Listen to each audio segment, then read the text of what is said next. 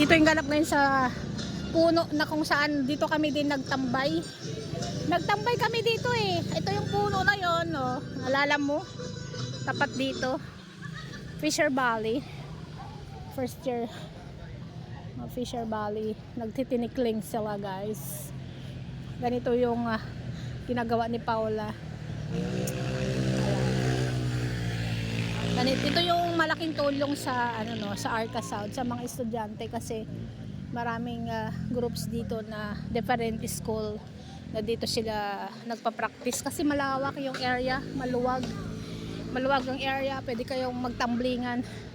So sila ay nagpa-practice ng tinikling. So that's a traditional dance in the Philippines. So dito tayo mainit, tingnan natin, observe natin sila.